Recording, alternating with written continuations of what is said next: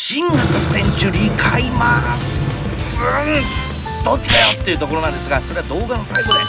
お伝えしたいと思いますが、今回は新型センチュリー SUV 出ましたね。いや、まさか急に来たって感じですが、この新型センチュリーの SUV、ここがすごい7つのポイント、そしてここが気になる5つのポイントっていうのがねありましたんで、分かりやすくまとめたいと思います。はい、どうも車買うチューバーワンソクチューブです。いや、センチュリーとなればね、なかなかおいそれと買えるという人は少ないと思いますけど、買えはしないけど興味はあるという人はね、ぜひいいねボタン押していただければと思います。私も興味はあるということで、サクサクいきたいと思います。新型センチュリー SUV のここがすごいという7つのポイント、1つ目なんですけれども、内外装が伝統工芸レベルにすごいということです。もともとね、センチュリーといえば皇室のね、方々も、使用されるというね、格調高い日本の高級セダンという立ち位置でしたけれども、そのセンチュリーらしさを伴った外装になってますよね。で、特にこの鳳凰のエンブレム、こちらは江戸彫金職人の手彫りで作られているということで、これセダンから、同じなんですけれども、もうまさに伝統工芸そのものですよね。そして几帳面というふうにね、日常会話でも使われるあの几帳面というのはですね、平安時代の平将具の柱にあしらわれた面処理の技法なんだそうです。並んで走る2本の線を角として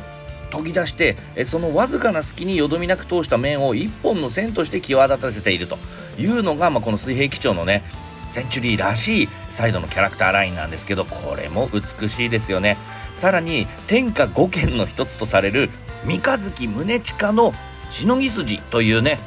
稜線をイメージしたというシャープな A ピラーとか、さらにね、日本の伝統刺繍である菅縫いというのがあるそうなんですが、それをお手本にしたシートの縫製パターンであるとか、あとはグランドピアノの素材としても用いられる高品質なサペリマホガニー材の中からひときわ端正な正目だけを厳選したレーザーカット本木であるとか、しかもこれ使われてる面積がめちゃくちゃ広いですからね、お金かかってんなって感じです。こういったね、中二心をくすぐるような日本の伝統技巧をふんだんに使っているっていうのがね、新型センチュリーの内外装ということで、これがまずすごいの1つ目ですね。そして、すごいポイント7つのうちの2つ目ですけれども、後席の窓は調光機能付きのプライバシーガラスとなっています。今までね、ハリアーとかのサンルーフに調光パノラマルーフっていうのがあってね、ボタン一つですりガラスみたいなね、白いパノラマルーフと透明のパノラマルーフをね、調整できるっていうのがありましたが、それが後席の窓に採用されているというのはね、これ私聞いたことなかったんですけど、世界初なのか日本初なのか分かんないですが、これもすごいですよね。今まではね、 VIP が乗る場合はカーテンがオプションでついてましたが、あれは廃止されて、その代わりに調光機能付きのプライバシーガラスになったということで、このね、調光パノラマルーフで私使ってましたけど、障子みたいなね、柔らかい日差しが入ってくるんで、これはねかなり良かったんで、これをね、後席のガラスに使うっていうのはね、いいんじゃないかなって思いました。続いてここがすごいの3つ目ですけれども、オート電動格納式ステップ採用ということです。SUV というねスタイルゆえにですね、やっぱ乗り降りをする際にはですね、どうしてもフロアが高くなってしまっているので、そういう場合にですね、この電動の格納式のサイドステップになっているということで、これめちゃくちゃ高いんですよ。というのも、私ランドローバーのレンジローバースポーツにオプションで用意されているこの電動格納式の、ディプロイアブルサイドステップっていうのをつけたんですが、60万以上するオプションだったんですね。それがこの新型センチュリーには標準でついているということで、こういうところのおもてなしもさすがもう最高品質だなと思いました。しかもさりげなく鳳凰マークがねついていたりとか、質感もめちゃくちゃいいですね。続いてここがすごい7つのうち4つ目ですけれども、世界初のフルフラットモードがあるリアシートということです。広々とした後席空間というのも当たり前なんですけども、特に左側席はですね、助手席を大きく前方へスライドさせてフルフラット、角度77度までリクライニングが可能ということです。これを見るとね、本当にまっすぐに寝れるぐらいのフラット感ですよね。当然電動オットマンも採用していると。で、さらにリフレッシュ機能というマッサージ機能もついていると。で、シートヒーター、シートベンチレーションなどの温冷機能も当然ついてると。これはね、セダンにも当然ついてましたけども、ここまでフルフラットにはできませんでしたから、これは今回の新型センチュリー SUV 版ならではの機能だと思います。そしてここがすごいの7つのうち5つ目ですけれども、アルファードエグゼクティブラウンジ以上の高席シートとなっています。また今回も高席シートの話題なんですが、アルファードエグゼクティブラウンジにもなかったですね、冷蔵庫のオプションがあると。これはね、アルファードにはなかったですから、それ以外ではね、アルベルのエグゼクティブラウンジには用意されていた回転格納式のテーブルもついていて、リアマルチオペレーションパネルっていうね、エグゼクティブラウンジにはついていた手元で操作できるスマホみたいなやつ、あれも今回のセンチュリー SUV には用意されていると。で、さらにアルベルにはなかったですね、靴べら置き&コートフックというね、なんとも紳士のたしなみみたいな装備もあると。靴べら置きはね、セダンにも用意されてますが、こういった装備もあるというのはね、アルベルのエグゼクティブラウンジ以上じゃないかなと思いました。続いて新型センチュリー SUV がすごい7つのうちの6つ目ですけれども、 DRS 後輪ソーダ採用で最小回転半径は 5.5 メーターということです。今回の新型センチュリーのボディサイズはですね、全長5205、全幅1990、全高1805、ホイールベースは2950となっているんですが、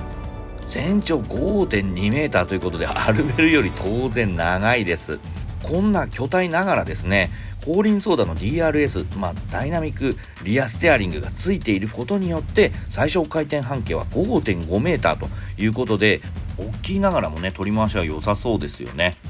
そして、新型センチュリーがすごい7つのポイント、最後7つ目ですけれども、徹底的な静音対策というところです。ラゲッジルームセパレーターというのがありまして、ラゲッジルームと後席の間にですね、遮音機能付きクリア合わせガラスっていうのが採用されているということで、どうしてもね、セダンのようなね、3ボックスではなく SUV スタイルなので、ラゲッジと、キャビンがつながっている、2ボックスのスタイルになりますので、そういったところではね、遮音性、静音性っていうのはね、セダンに比べて不利になりますが、そこに遮音機能付きのクリア合わせガラスがつくことによってラゲッジルームとセパレートされるというところも静音に気を使っている部分ですよね。さらに、セダンにもついてますが、アクティブノイズコントロールというね、ロードノイズとか車外の音とかをマイクで拾って、それの逆位相の音をスピーカーから流すことによって、いわゆるノイズキャンセリング機能ですね、これがついていると。で、さらに徹底した防音対策とかっていうのをね、エンジンルームとか床とかいろんなところにやっているということで、もうめちゃくちゃ静かなんだろうなと。これはちょっと乗ってみないとわかんないですけど、やっぱりセンチュリーという名前をついている車ですから、徹底的にやっているんだろうなという静音対策、これがすごいポイントの7つ目ですね。すごいところは分かったと。じゃあ気になる部分っていうのもあるよということで、気になる5つのポイント、こちらも解説していきたいと思います。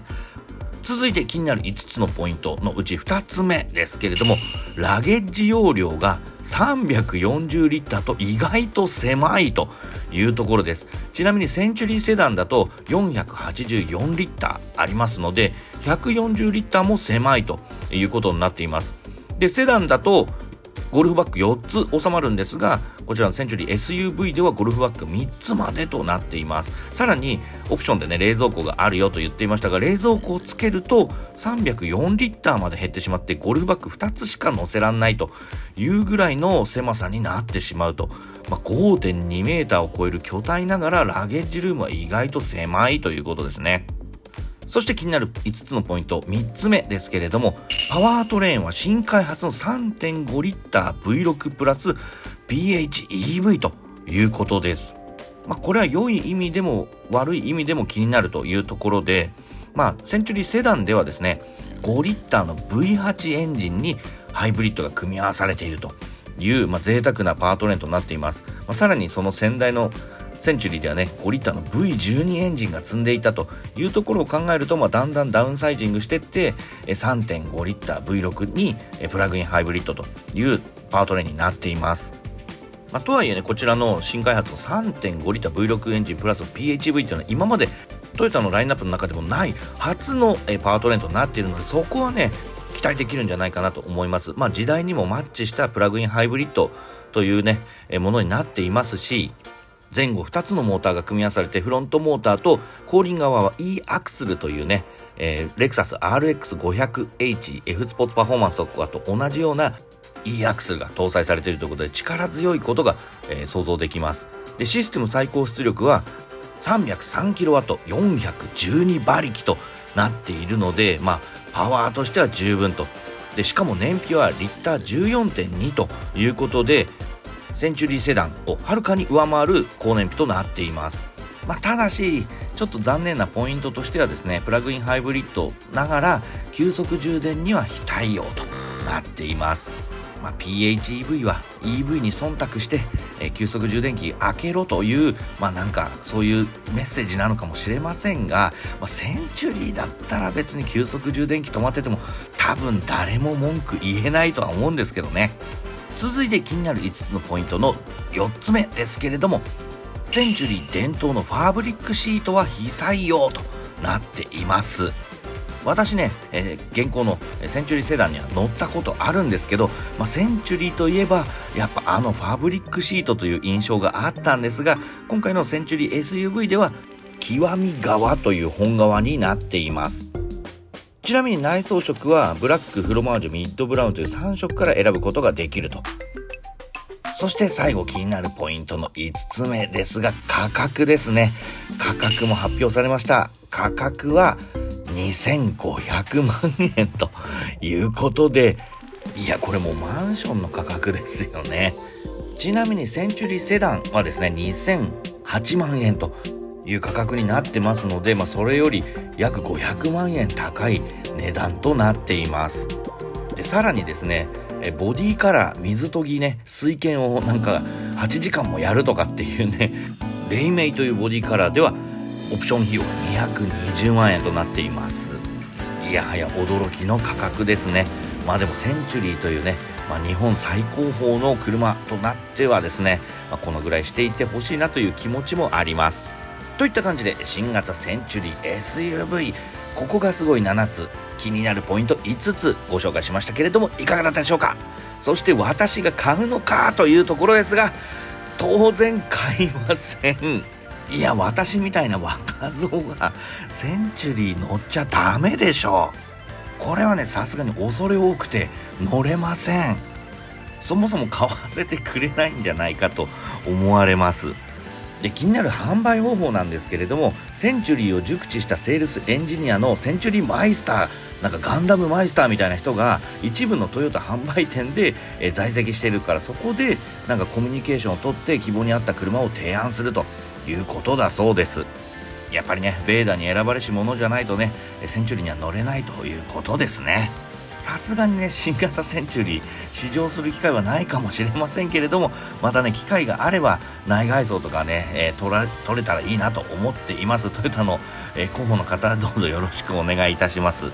買えないけど興味はあるぜという方はぜひいいねで応援していただければと思います。車でも何でもね欲しいと思った時は買い時ですからね、好きなもの買って経済回していきましょう。それでは安価の物理を刺激する車株中アワースプチュール、次回もお楽しみに。